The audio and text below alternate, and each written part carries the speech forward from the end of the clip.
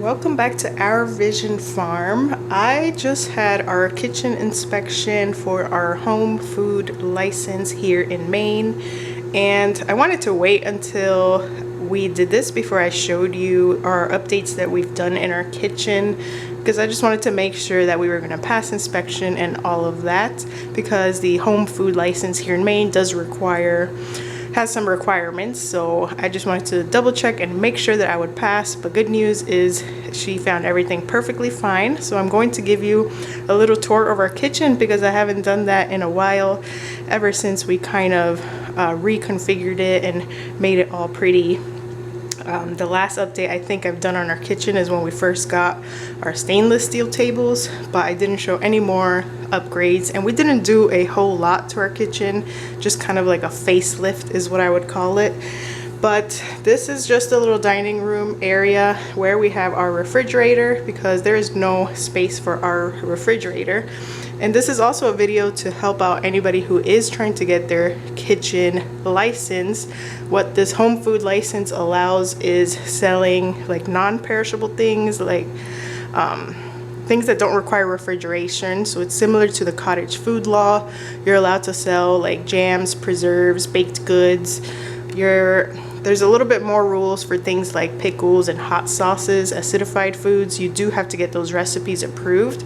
But for fruit jams and baked goods that don't require refrigeration, you can freely sell those to the public, and even retail, wholesale, and online sale, which is awesome. This license is only $20 a year, and all they require is the initial kitchen inspection. And if you're like me, where you're on well water, you have to get a water test, which was only about 40 bucks. You have to get that annually. You also have to get a septic inspection if you're on a septic tank. You do have to get a septic inspection, which luckily I got mine done for only $75. The guy just did a very quick inspection, which was just enough for our kitchen license. But back to the inspection and our kitchen. All she did in this room was check the temperature in our refrigerator, and I had bought a thermometer anyway, just to like prove that our refrigerator is working. But they check with their own thermometer just to make sure, and she was actually surprised I had the thermometer, because she said not many people do. So she didn't check too much more in this room. This was added, I believe, since the last time I've recorded a house update. So we got that little storage thing, which is great because we don't have kitchen cabinets and things. So whatever we can use to store our things is great. I also use this cabinet over here for storage, dry ingredients, my boxes, jars, things like that. But let's head into the kitchen. I love how our kitchen came out. You guys have not seen it yet ever since we did all the little updates. But so when you enter the kitchen, we tore down this whole wall, like just the upper part of it.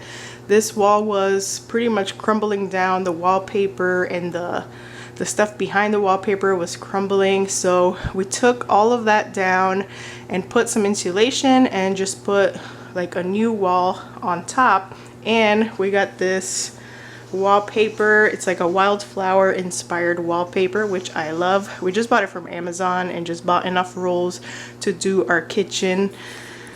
So we added little floating shelves up there, mostly just for decoration, but I do keep some of our basic necessities up there. Rolling pin. So I wanted to add those just so that we can have even more storage for our things. We put this hanging thing for some of the tools that I use a lot, so they can hang there to dry. And you guys have already seen the two stainless steel tables that we put in a while ago. We got some dry storage bins to put our flours and sugars. And then under here, it's even more storage space for our mixer, pans, baking pans. For the kitchen license, they do want to see that they want to see like samples of your products. So what I did was just bring out some samples of my jams and jellies and show that I'm properly labeling them. And I didn't have any bread baked, but I showed them kind of how I would label a loaf of bread. So they said that that was good. The only thing that I was missing on my label, because on your labels you have to put what the product is. Like on the jams I put the size and the price. I don't think you have to put the price. They want to see ingredients, they want to see your address, your name. I believe I just put an email. I'm not sure if the email is required, but they also want to see any allergens. So for my bread, for example, if it had any dairy in it, I would write contains dairy. I should have written contains wheat, because that is considered an allergen. So that is the only thing she said about that. I have the little shelf. I had this a while ago too, so I put things on there that I use a lot, like my mixing bowls, drying racks, cooling racks, and things like that. So on this side, this definitely looks a lot different than the last time you guys have seen it. I will link in the comments how our kitchen looked when we first bought it, but this is how it ended up looking right now. We took out a cabinet that used to be here, and we patched up like the bare wall that ended up being left there. We put our little old sign that traveled with us from Florida, the stove. We put this knife rack right here, the magnetic knife rack to hang up our knives, because again, we don't have kitchen cabinets. Our kitchen is not like your typical home kitchen, but it's a good thing though. It keeps me from hoarding a bunch of things and just having everything out in the open and decluttered. But for this side, we pretty much just have the stove. I bought this little wagon cart from Amazon just to store like towels and my oven mittens. The sink, we didn't do nothing to the sink, but I do use my sink for sanitation. So what I did was show her that we could fill up our sink, and I use these tablets for sanitizing, and I also have that container just for like wiping down the counters and stuff. But what they wanted to see is that you can sanitize your dishes and utensils. So I showed her, I filled up the sink and put the solution and all of that. They also take the temperature of your water to make sure it's hot enough. So this little plant nook right here, I like having just all natural plants there, and I want to have like herbs, like fresh herbs here. I have a basil plant for now, but I'd like to fill up this little area with fresh herbs that we can use in cooking. But I like having the house plants here too, and this is one of the brighter rooms in our house, so the plants are happy in that little nook. This spot right here is where we removed the really old stove that I put into our farm shop, our farm store. So we bought a cabinet from Lowe's or Home Depot, I'm not sure. It's one of the ones that you build yourself. And it gives us some more storage space. And I ordered this from a local person that makes these too, because these cabinets, you're supposed to put like a countertop, and obviously we're not going to put a countertop on this little cabinet. So I bought this, and this also serves as another option, like to work on top of. I could put like a cutting board up here and chop vegetables and things. But we installed this to hold our forks and spoons, just for more storage space, our plates and bowls, and it filled in this little empty spot that we had here. So that worked out perfectly. So it looks really nice and clean and tidy. The kitchen is very bright. We always get a lot of light in here, and today's actually an overcast day, but when it's super sunny outside, our kitchen is even more like bright and illuminated almost, because everything is pretty much like white and reflecting the light from the windows plus all of the lights. We replaced the light that was up here for this one. It's a lot more brighter, and then we added one by the kitchen window also. And then we have the little click on and click off light there. But let's go around to this side. So I'd like to still eventually move the location of our washing machine, because our kitchen is so small. Like the washing machine just takes up so much space, and I feel like we have many other options around our house to have our laundry room set up. But for now, since we do not have a 2-bay sink, we just have the 1 sink. For Maine, for the food license, they require either a dishwasher or having a 2-bay sink. And we were able to put this dishwasher and connect it to the same attachments as our washer. But the only thing is, when we want to use the dishwasher, we have to disconnect the washer, put it on the dishwasher. Vice versa, when I want to wash clothes, we have to switch it. So that's definitely annoying and time consuming. So I'd like to eventually remove the clothes washer out of the kitchen because I feel like it doesn't belong here anyway. But for the purpose of getting our kitchen set up and being licensed and permitted, they needed to see a dishwasher. And this is considered a portable dishwasher, but we were able to plumb it into the washer connections that were already there. The plumbing was already there for us, so that is great. And we got to skip a pretty hefty plumbing bill if we had to reconfigure a 2-bay sink in that spot or permanently installing a dishwasher. So that checked out good. If the dishwasher had a sanitizing setting, she said I wouldn't even need to soak the dishes in the sink with the sanitizing solution. So that is good to know. If you get a more modern dishwasher that has the sanitizing settings, then you'd be good to go with just the dishwasher and your main sink. Everything else was fine. We added some decorations here. We did not redo this wall back here. I'd like to, because we basically just wallpapered on top of the old wallpaper that was in there, and you can see all the bumps and wrinkles, probably not from the video, but I can see them. So I'd like to eventually change that out and do what we did on this side where it came out nice and flat and smooth. I'd like to do that on this side.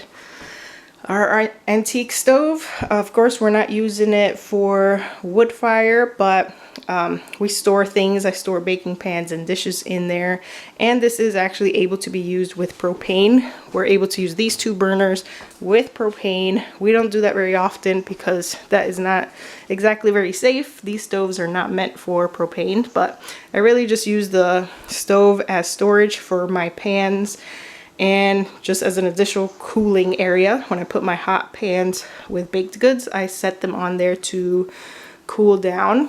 But that is this side of the kitchen, and that's how it came out. I love how it looks, not cluttered at all, and I love how clean and just airy and fresh it looks. I love the wallpaper, and the wallpaper also served as an easy to clean surface because they look for that too when you're getting the kitchen license. They want smooth, easy to clean walls. So this was more of like a papery or textured wallpaper. I'm not sure if that would work, but this wallpaper was fine. So here's another angle of our kitchen. So I hope it helps somebody out who is trying to get the home food permit in Maine, at least, because it was pretty easy and it's only $20 a year. It just adds up if you have to do things like install plumbing for a dishwasher or like replace your whole entire sink. I'm very glad that I did not have to replace our farm sink because this is one of those old farm sinks, and it's one of my favorite parts of the kitchen, so I didn't want to have to remove that. So I'm glad they give the option for the dishwasher instead. But one last 360 of the kitchen. So for the food license, again, what they look for is a dishwasher or a 2-bay sink so you can sanitize your dishes. Obviously your dry food storage has to be off the ground and safe from like bugs or rodents. So that's why I have the stuff in plastic bins. Your cold food like butter and eggs have to be kept in a refrigerator that is keeping the proper temperature. Your work area has to be smooth, easy to clean, and the walls and the ceilings also. Your labeling, you have to properly label your things. Your floors are also supposed to be smooth, easy to clean. I don't think she really paid attention to our floors too much. And that is pretty much it, all she looked for. And also the hot water, you have to have, I forgot what the degree they look for, but they definitely take the temperature of your hot water. And if you're on septic and well water, you have to get Those tested. The inspection for the septic is pretty simple. The water test is just they mail you a water test kit, and you have to send it to the facility that does the water test, and you have to do that one annually. Other than that, the septic is just a one-time thing, and the initial kitchen inspection is a one-time thing also. You just pay the $20 every year, but they only inspect your kitchen one time unless they receive a complaint or something like that. Then they would come back out. But so that is another good thing. You don't have to worry about an annual inspection, and this permit allows you to sell things like jams and baked goods. And if you feel like getting your recipes tested for things like pickles or other canned products and hot sauce, barbecue sauce, you can go ahead and do that and then be allowed to sell those things at the store or at the farmers markets or in person also. I'm just not opting for that.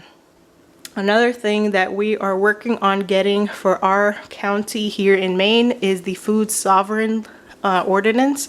We're trying to get that approved for our towns and surrounding towns, so that other people are allowed to start up their food businesses, home food businesses, and not even have to worry about all of this home food permit or anything at all.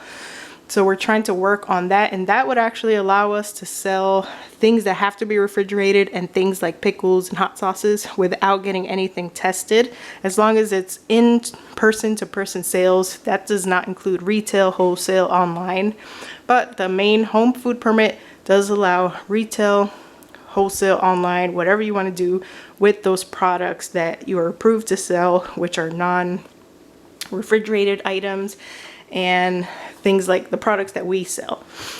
She also asked where I plan on selling my products. So I told her in the farm stand in front of the house, person-to-person sales, farmers markets, and wholesale. I told her I was thinking that's probably like a future goal, to try to get some of our products that are more shelf stable, like the jams, into a couple local shops around here. But that is our kitchen tour and how our experience went with getting our kitchen inspected here in Maine.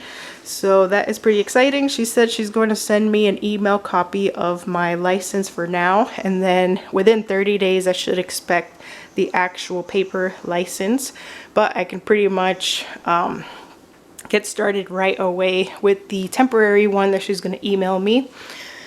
So that is the requirements you need for the home food permit in Maine. I couldn't find any videos on that on YouTube, so hopefully my experience helps. And I hope you guys like our little kitchen makeover that we did, because it's very different than when we first moved here. Like I said, I'll link a video in the comments of our kitchen tour when we first moved. Hope you guys enjoyed. I will see you in the next video.